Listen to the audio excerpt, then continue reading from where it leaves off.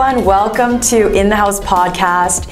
Sitting next to me is Ashley Smith. I mean, for you, all of you guys who don't know who she is, you guys have been living under a rock because she is on social media and on every platform. So I'm going to have to read this list because you've done a lot of things in your career over the last 5 years, but you've been in the business since 2008, correct? Yeah, okay. That's right. Okay, so I'm going to go down this list and feel free to add it. Honestly, it's like an amazing accomplishment of items here. Top 100 real estate agent on social media in 2018 out of all of North America, right? You run the Ashley Smith podcast. Youngest ever to be elected as the member of the real estate board of directors for the Greater Vancouver since 2012 is when you started? I started in 2012. Okay. And 2019 you became president and board of chair for the real estate board of Greater Vancouver. In fact, you're the youngest president in 100 years of history. You don't like talking about yourself? No, it's okay. 2019 winner of 40 Under 40 with Business in Vancouver, and you're the co-owner and founder of Vancouver Avenue Real Estate Collective. That's right. Yeah. So how do you handle all this on a day-to-day basis? Like, how do you prioritize? I'm not a very good example, if I'm being really honest of that. I'm learning that I need help. I'm not a very operational person. It's something I've recognized over the last few years. So luckily, having a partner with the Vancouver Avenue and brokerage side has been a big help, obviously, and just kind of forgiving myself when I'm not optimal. And I do want to correct you, though I'm not the youngest director at the real estate board. Certainly over the past few years there have been a number of young people that have come up, so I am the youngest chair, but there's lots of young people starting to get involved in leadership, which is really great. No, it's really good to see this because you know, we have voices and we want to be heard. Mm-hmm. So it's so amazing that you've been involved in that since 2012. Mm-hmm. What are some of the things that you've seen change over the years since you've been on the committee? So I think some of the things, so I was involved with the organization slightly earlier on as well in different capacity, and let's say 2010 onward. Some things have been really consistent and some things have evolved. So I think what's been consistent is what we typically find in our profession, which can be very status quo mindset. There's a lot of future focus thinking that's done at an organizational level, and a lot of the types of conversations we're having today were things that we were thinking about 10 years ago, and now we're just starting to see the environment getting there. So the world has changed, and like that's for all industry, right? Mm-hmm. For all professions. And so just trying to figure out how to adapt, and from an association standpoint, understanding that, you know, it's a not-for-profit organization. How do we add value to the membership when there's players coming into the field that have millions, perhaps getting like hundreds of millions of dollars to invest in capital and people that stakeholders that they need to make money for. It's very challenging from an association standpoint to figure out how do we provide value in this environment. What's stayed the same is a lot of business practices haven't evolved much. Right. And it's interesting to see that. There's certainly innovation, and there's niche practice and realtors and brokerages that are doing some interesting things. Oakwood and Realty, of course, I think is one of them. Mm-hmm. But just more from an average, it hasn't felt very different. Right. Watching that. So that's been really interesting. Have you changed, like you started in 2018, for 4 years you were kind of just acting as an agent, and since then, what was the biggest thing that you've learned about this industry? So 2008 I started, and I did start in the suburbs and moved to the city pretty quick, and I had to kind of find my place, and at that time I was really leaning into social media the best I could, kind of learning as I went, and frankly because I didn't have money and that was the option I had. The real estate market in Vancouver is obviously a complex market with high prices, and started young. So I think what I've learned through the years is that there's room for every type of realtor, for example, and I think there's room to carve out your niche and to lean into different whether it's technology or media or just different avenues to find your place. So that's something that I've observed absolutely over time, that while it feels suddenly like the world has changed so much over the last 10 years, we're still super early on, I think, in the tech world, for example. There's still a lot of room to stand out and do something different. Is there a body of governance where we're trying to emulate, or another city where they've done a better job than us? So yeah, from a governance perspective, in terms of organized real estate, it's tough. North America is kind of leading the way in organized approach to this profession, but we're still so far behind, and quite honestly, Greater Vancouver is probably one of the most advanced, and it may not feel that way from a realtor perspective. It doesn't, I think, but when we look around at sort of other organizations, we've done a lot. And sort of an attitude, like we have much more of a consumer-focused mindset, public-focused mindset versus realtor-focused, which is very difficult for a lot of our counterparts to swallow because it's a membership organization. There is down in the States, they're really broken up down there in terms of like their structure is a little bit different.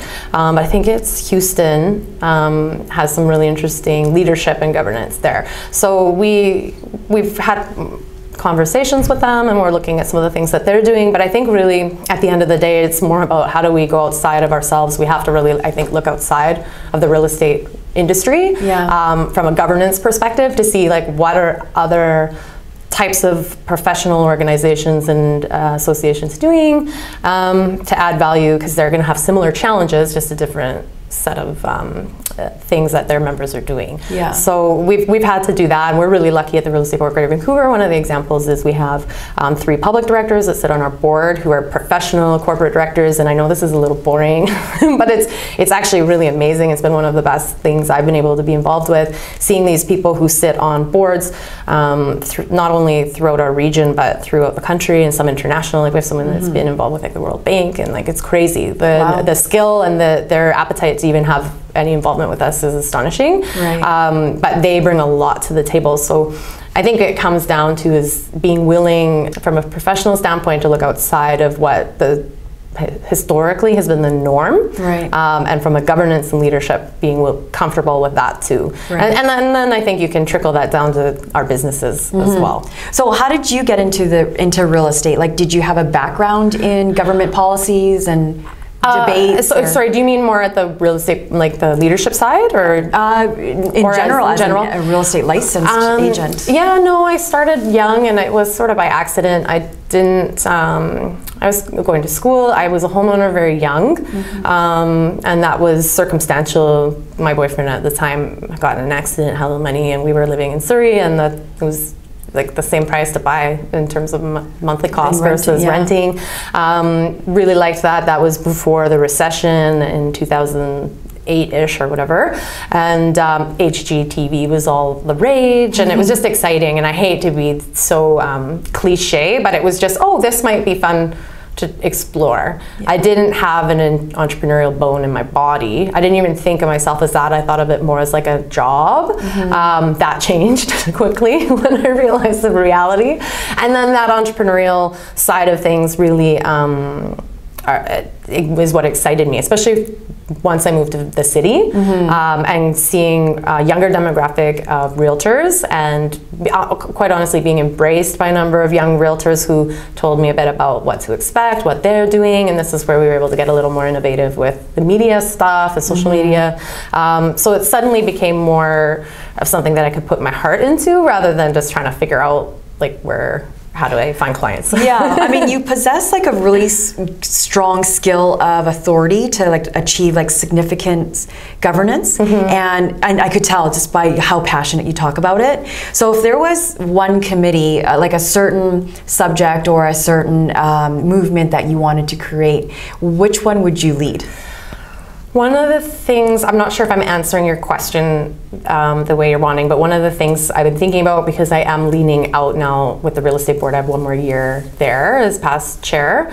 I've been thinking a lot about where can I get involved, and I have an interest in things around urban planning and design and sustainability. So those are, I'm going to be looking at what opportunities there are to kind of get involved in leadership from that respect. So still a lot to learn, but that's, I think, if you surround yourself with the right people, they're going to want you to be involved because you're so passionate about it. I hope so. I think that the thing I've really taken from my experience as a director has been the best directors are those that come with a learning mindset versus I have an idea and I want to push that idea mindset. So I think having curiosity is a huge element to being a good leader. And yeah, so that's, I think, you know, you open doors you don't expect to open when you put yourself in that environment, which is really cool. Yeah, just being a great leader for us, and thank you for being our voice. Did that put a lot of stress on you? Like 14,000 voices is a lot.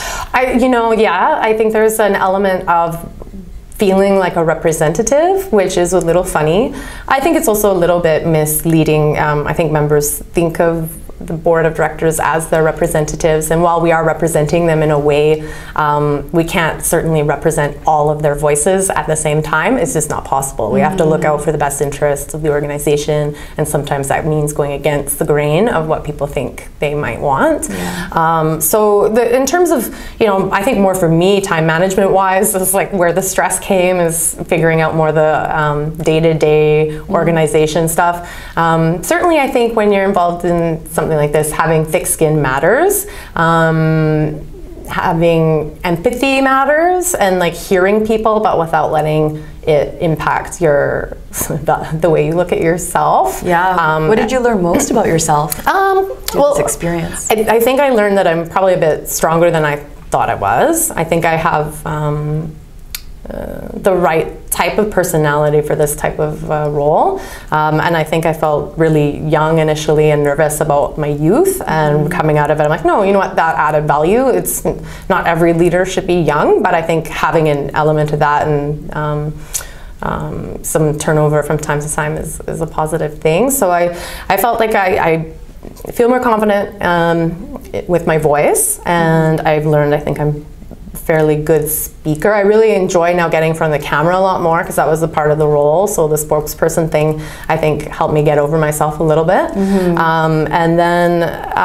the other thing, I've learned I'm definitely more interested in strategy versus execution. Like there's a big difference when you're involved in governance, especially like a good governing board.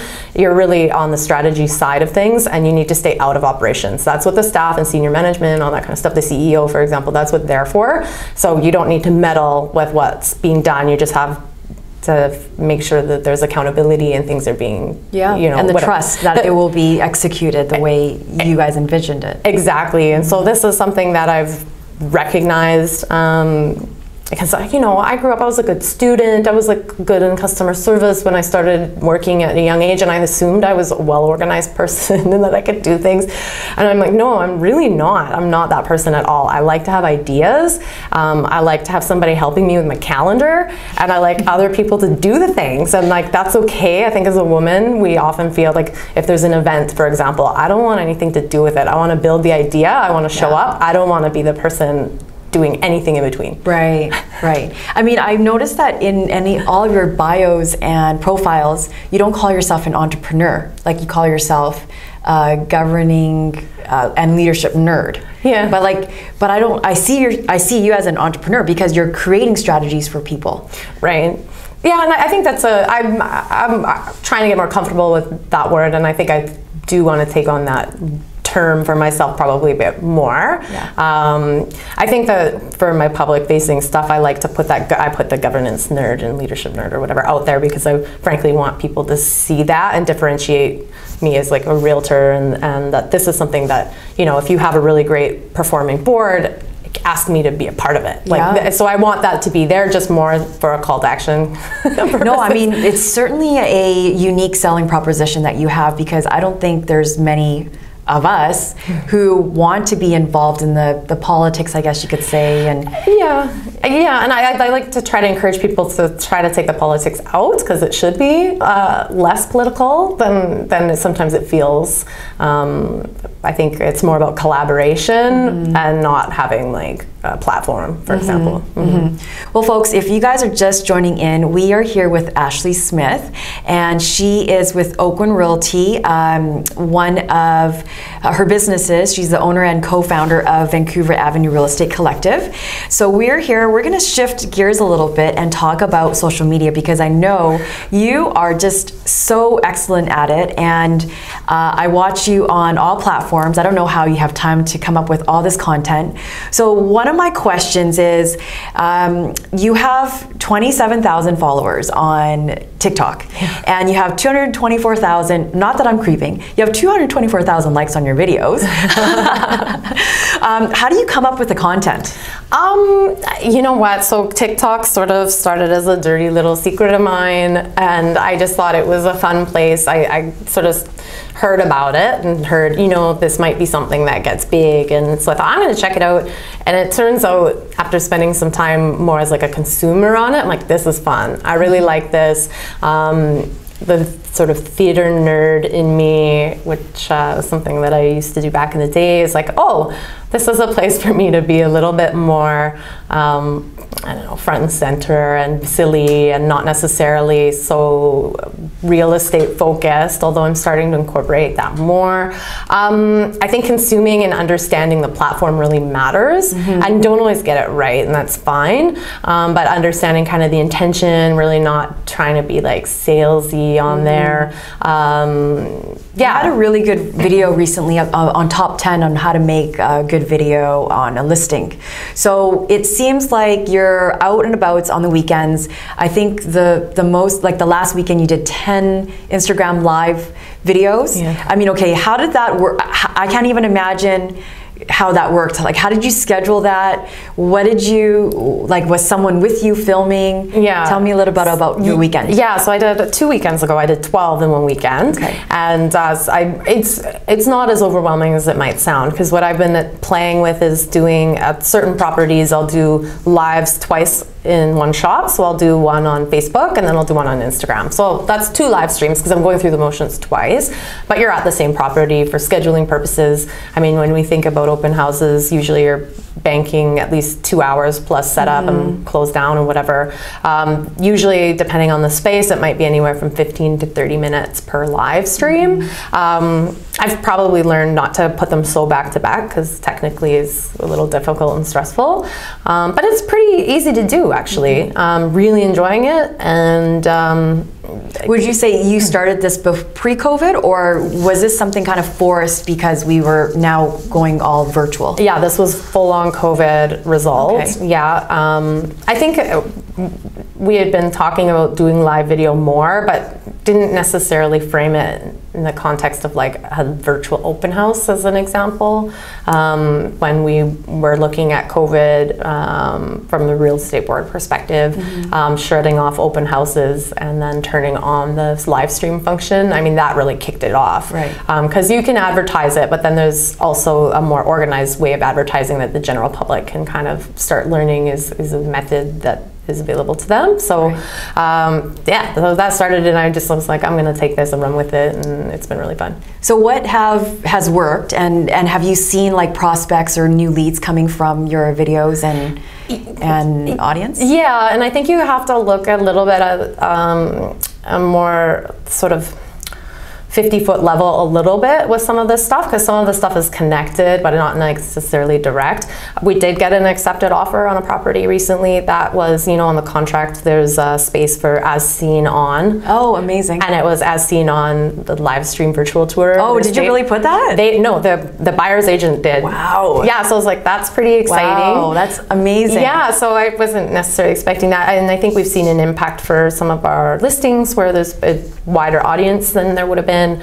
But what I've really found, and this is the secret I kind of want to keep to myself, but what I've really found is ever since I started doing live video on the platforms, my organic reach has exploded. Okay. And I do a lot of ads. Mostly I do Facebook and Instagram, but I still find my Facebook ads are where I put more of my time in it too. Like so you're saying that your the demographics on your Facebook is different from your Instagram? Yeah, I always think of Facebook as being the slightly more put together version of anything.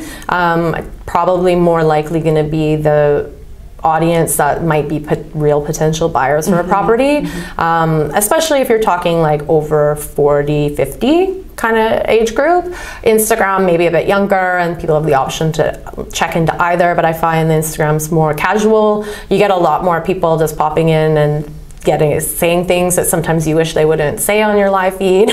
So yeah, I just find Facebook I'm able to target market with ads, and now I can promote live stream, which is something to promote, which has been very effective, and then I can send the links later to people. I've been really leaning into the direct message advertising tools on Facebook. It's been really good, but I have one particular listing that I promoted with sort of the same type of ads I normally would do, and I've probably had about 300 direct inquiries. That's wow. Yeah. Because I mean, remember, I don't know if you remember, because I was advertising in newspapers, and it's, you know, you just throw it away right after it's published or landed on someone's doorstep. So this is for sure an easy way to get an outreach at very, very minimal cost. Yeah, and you have control over the cost, right? It's like if you really want to ramp something up, you certainly can. But I think it gives you that two-way conversation, so you can follow up with people, you can get feedback from people.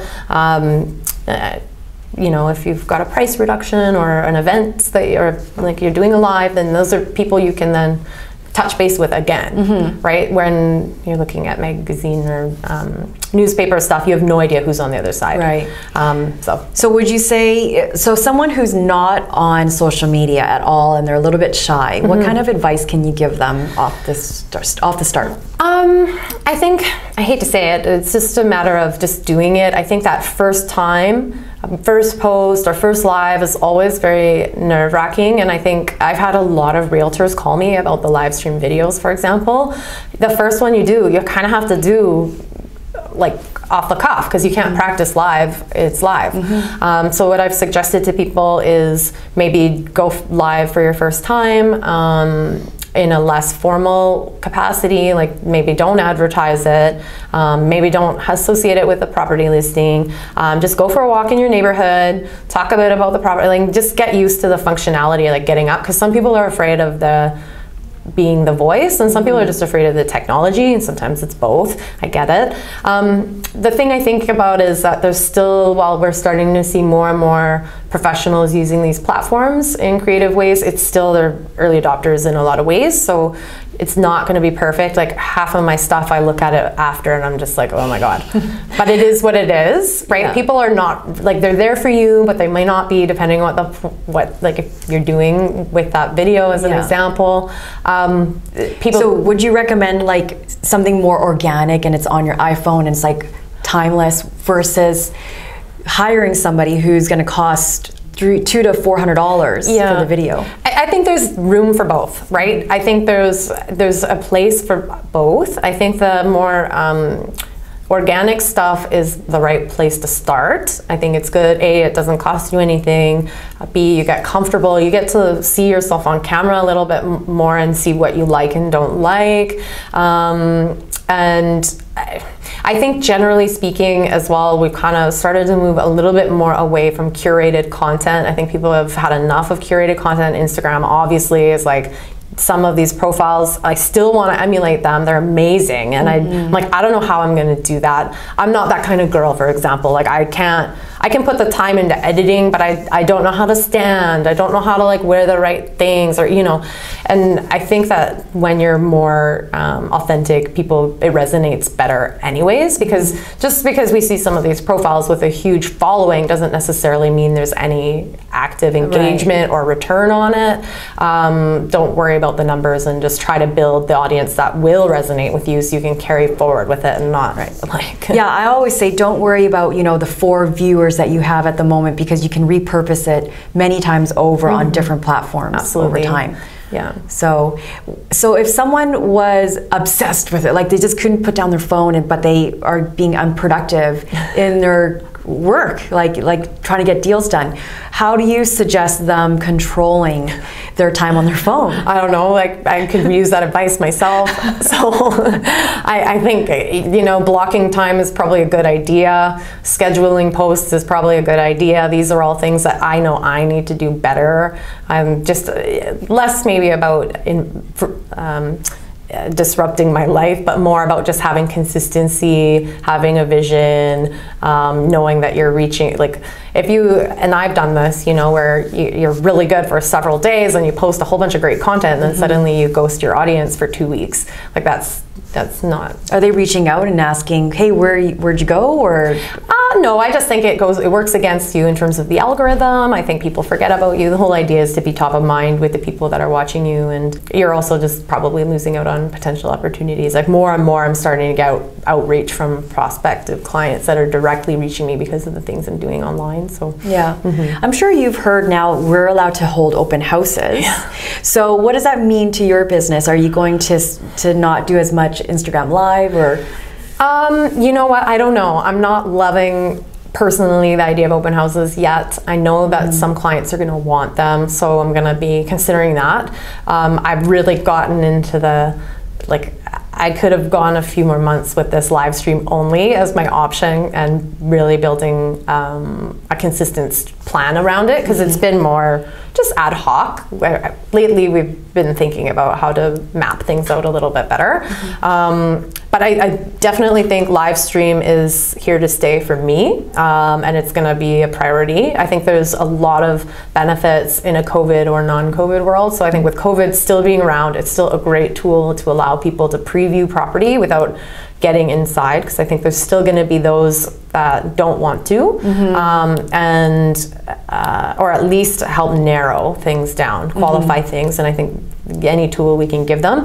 But I just think it's such a great advertising tool, and the videos that you do, you can pay to play with those later too, and like you said, repurpose content. So it's created a whole new world of content that I have now that I never had before. Right. I mean, would you say that I'm finding myself that the listings are a lot more accurate and a lot more, true to what you're actually delivering when you actually step into the home, because you have to get that much more qualified buyers to come through. So you want to make sure that the information is correct online. So yeah, that's one thing that I feel that we've improved on as agents is delivering the right material and information to everybody. Yeah, I never used Matterport before COVID, and I love it now. So yeah, those kinds of things. Yeah. So where do you get? How do you interact and engage with your audience? Because if you're getting 30 to 300 responses. Yeah. How do you prioritize those? That's a good question. I do need help, I think. So anyone out there looking for some administrative we need an assistant. Support. I'm starting to block time for it, and I'm starting to segment inquiries, for example, by niche or by segment, property type or price point or neighborhood or whatever, so that way I can go back to them. So there is a bit of a CRM function on Facebook now that is pretty good, so that's helpful, and yeah, again, in some cases forgiving yourself and just getting to it. I'm learning along the way, if I'm being real with you. Well, because you're female, I pay much more attention, and also because you're on social media, I pay much more attention as well about the importance of the role of the real estate board and the council plays in our business. If it was somebody else, I don't actually think I would pay as much attention to the videos. So that's the type of influence you've had on me. So thank you so much for that. Thank you. I don't know if anybody else have kind of given you that type of feedback. I think it's opened up a new channel. I think for especially the younger demographic of realtors, especially those who are online, it's just introduced them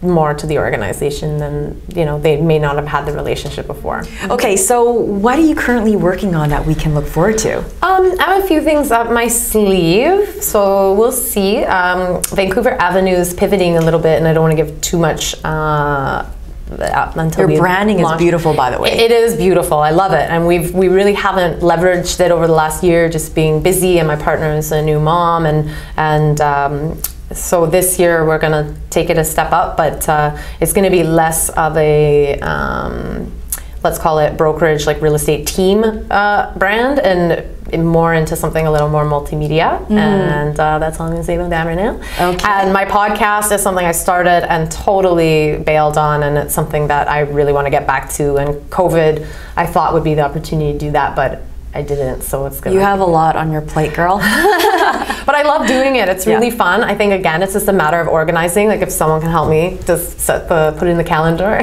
I got Braden right next to you. He's our producer. Yeah. He's great. So do you have time for 10 rapid questions? I can try, yeah. Okay. Yeah. Okay. What is something people don't know about you? I grew up in Surrey. Actually, lots of people know that. That's something that I like to talk about a lot, and I have a lot of Surrey pride. What is your favorite breakfast spot? Oh goodness, there's so many good breakfast spots, but I don't really eat breakfast anymore. I love, there's a Ask for Luigi in Railtown area has some really amazing breakfast. Oh, I did not know they serve breakfast. Yeah, it's been a long time. It's possible they don't do it anymore, but it was phenomenal. But I intermittent fast, so I don't do breakfast. Okay. You're always inspiring everybody else because you're giving tips online, and you're doing so many different involvements and so many different volunteering. Who inspires you? That's a good question. I think professionally speaking, I find inspiration just through lots of different avenues. There's a woman, for example, on our board who's a public director who owns a really big company here in Vancouver. I really want to make a point of getting to know more and more women outside of real estate, just to hear about what they do, because that really motivates me.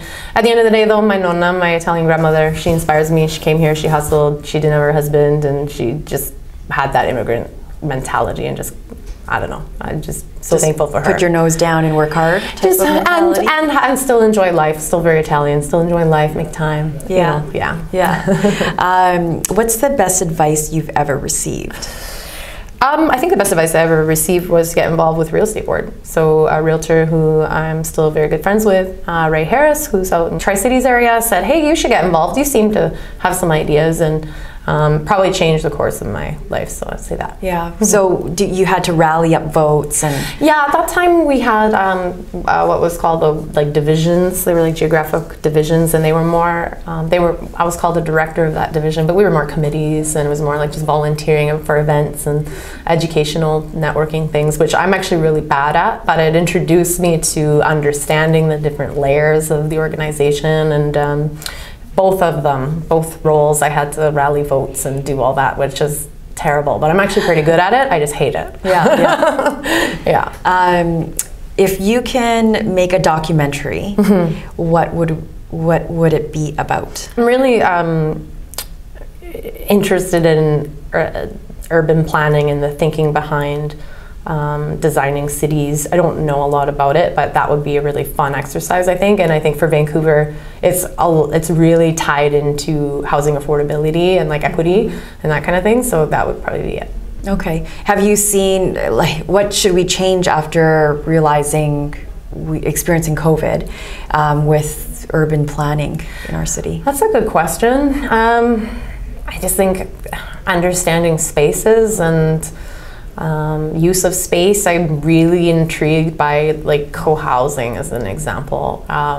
So we hear from our clients about they've been stuck at home, and if they don't love their home, it's been really tough. And when you're living in a city that's so expensive, that might mean you're living in 500 square feet. And, so I love the idea of places where maybe you still have your own private 500 square feet, but then you have shared spaces that, I mean, social distancing matters obviously, but outdoor spaces are really important. Transit's an interesting one with COVID. I don't know the answer to that, but transit's obviously an integral part to success of a city, but I don't know, when we're all wearing masks, it's harder. It's harder. Yeah. Yeah. Okay, what's your word for 2020? Pivot. Ooh. And final question, you've got to fill in the blank. I am here to learn. Nice. Well, thank you so much, Ashley. Thank you. It was such a pleasure to talk to you and get to know you more. Thank you. I only met you once at the book club. Yeah. And the book club has been happening online. Yes. But the group is getting smaller and smaller. Yeah, I haven't been able to prioritize it, more so with the board stuff and just so many Zoom meetings. But that's easing out now for me. So reading a book would be a good thing. I haven't done it in a long time. So, where can people find you if they wanted to look you up? Pretty simple. I'm on Instagram and Twitter, more Instagram, but trying to pick up my Twitter, I think, again, at Ashley_Realtor. On Facebook, facebook.com/Ashley Smith Realtor. Super, original name, I know, but it is what it is. And on TikTok, you can find me. If you want. Discreetly. But just do not judge me. Well, I had so much fun, and I hope you did too. I did, thank you. And thank you so much for coming on the podcast. Awesome, thank you. Thanks, guys. Really appreciate it. Bye. Bye.